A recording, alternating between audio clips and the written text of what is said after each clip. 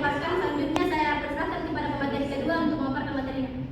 Baiklah, terima kasih atas kesempatan yang diberikan oleh moderator. Selanjutnya saya akan membahas tentang kelebihan dan kekurangan pembelajaran jarak jauh dalam ranah kognitif. Yang pertama, kelebihan yaitu baiklah, terima kasih atas kesempatan yang diberikan oleh moderator. Selanjutnya saya membahas tentang jenis pembelajaran yang jauh. Yang pertama itu pembelajaran sinkron. Pembelajaran yang dilakukan secara langsung dalam waktu yang sama menggunakan platform seperti Zoom atau Google Meet. Yang kedua, pembelajaran asinkron. Pembelajaran yang dapat diakses kapan saja, seperti modul e-learning atau video pembelajaran yang tersedia di platform online. Nah, sekian yang kami sampaikan, saya kembalikan ke kelas selanjutnya yaitu kelebihan pembelajaran jarak jauh dalam ranah kognitif. Yang pertama, pembelajaran yang fleksibel. Pembelajaran jarak jauh memungkinkan peserta didik untuk belajar sesuai dengan kecepatan mereka sendiri. Ini sangat membantu dalam mendalami materi yang lebih sulit atau mempercepat proses belajar pada topik yang sudah dikuasai. Yang kedua, pemanfaatan teknologi untuk memperkuat pembelajaran. Penggunaan berbagai alat dalam PJJ seperti video, interaktif, simulasi, dan platform berbasis AI dapat memperkaya pengalaman belajar dan memfasilitasi pemahaman konsep yang lebih baik. Yang ketiga, meningkatkan kemampuan mandiri. Pembelajaran jarak jauh mendorong peserta didik untuk lebih mandiri dalam mengelola waktu dan mencari informasi. Keterampilan ini sangat berguna untuk pengembangan pribadi dan profesional mereka di masa depan. Yang keempat, akses ke materi yang beragam. Peserta didik dapat mengakses berbagai materi pembelajaran dari berbagai sumber yang lebih luas daripada yang tersedia dalam pengajaran tatap muka. Ini memperkaya wawasan dan pengetahuan mereka secara lebih menyeluruh. Nah, demikian yang dapat saya sampaikan. Saya kembalikan ke moderator. Baik, materi selanjutnya akan dipaparkan oleh saudara Putra Kiparaya, dipersilakan.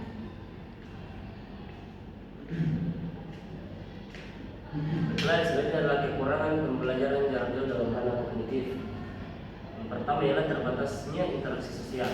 Salah satu tantangan terbesar dari PJJ adalah terbatasnya interaksi langsung antara peserta didik dengan pengajar dan teman sekelas.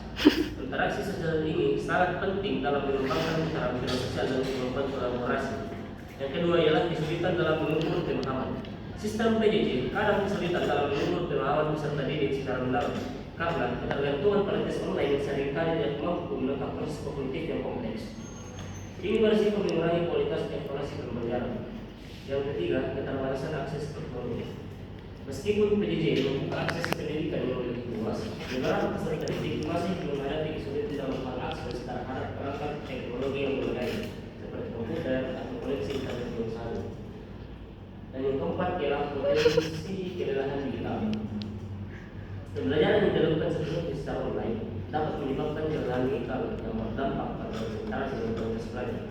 Peserta didik mungkin merasa jenuh atau kehilangan motivasi setelah berjam-jam di depan layar komputer. Nah, yang selanjutnya ialah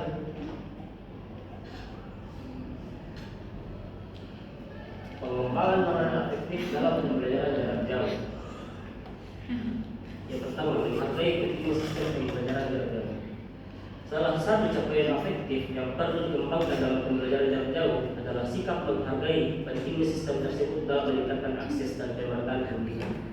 Sistem PJJ memungkinkan peserta didik dari berbagai latar belakang geografis dan sosial ekonomi untuk tetap dapat belajar tanpa harus berpindah tempat atau menempuh jarak yang jauh. Pemahaman ini penting ditanamkan sejak awal agar peserta didik menyadari bahwa pembelajaran daring bukan hanya alternatif darurat saat pandemi, melainkan juga bagian dari transformasi pendidikan masa depan. Yang kedua, ia mengembangkan sikap positif terhadap penggunaan teknologi dalam pembelajaran. Aspek lain yang penting dalam ranah afektif adalah pengembangan sikap positif terhadap penggunaan teknologi. Karena pembelajaran jarak jauh sangat bergantung pada media digital, maka peserta didik perlu memiliki persepsi yang sehat dan antusias terhadap teknologi sebagai sarana pembelajaran. Sayangnya, tidak semua peserta didik memiliki latar belakang yang cukup untuk merasa nyaman menggunakan teknologi dan sebagai justru menganggapnya sebagai sebuah beban. Yang ketiga, peran guru dalam penguatan afektif di PJJ. Dalam pengembangan ranah afektif, peran guru sangat krusial. Guru bukan hanya sebagai penyampaian materi, tetapi juga sebagai fasilitator emosi, motivator, dan teladan nilai-nilai positif. Dalam konteks PJJ, guru dapat menunjukkan empati dan perhatian melalui komunikasi personal, misalnya dengan memberikan umpan balik yang konstruktif dan suportif, atau menyapa siswa secara pribadi saat membuka sesi daring. Selanjutnya masuk ke bagian pengembangan terhadap psikomotorik dalam pembelajaran jarak jauh atau PJJ. Pertama adalah mengembangkan keterampilan dalam merancang dan mengelola sistem pembelajaran jarak jauh. Keterampilan dalam merancang dan mengelola sistem PJJ menjadi kebutuhan utama bagi pendidik dan peserta didik. Pendidik tidak hanya dituntut untuk menguasai materi ajar, tapi juga harus mampu merancang sistem pembelajaran yang efektif, efisien, dan menarik secara daring. Peserta didik pun perlu mengembangkan kemampuan dalam mengelola waktu, perangkat, dan sumber belajar digital secara mandiri. Yang kedua ialah menerapkan strategi untuk meningkatkan efektivitas dalam pembelajaran jarak jauh.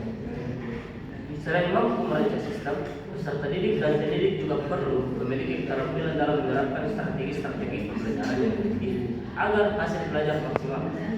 Strategi ini mencakup cara menyampaikan materi, mengelola partisipasi siswa, hingga evaluasi pembelajaran yang relevan dengan konteks tadi. Dan yang terakhir ialah penilaian terhadap keterampilan psikomotorik dalam PJJ. Evaluasi terhadap psikomotorik dalam PJJ dapat dilakukan melalui berbagai asesmen autentik, seperti yang pertama penugasan proyek digital, kedua portofolio digital, dan terakhir presentasi daring. Mungkin cukup sekian yang sempat saya sampaikan. Saya kembalikan kepada moderator. Baik, itu tadi yang sempat kami paparkan, kurang dan lebihnya mohon dimaafkan. Assalamualaikum warahmatullahi wabarakatuh.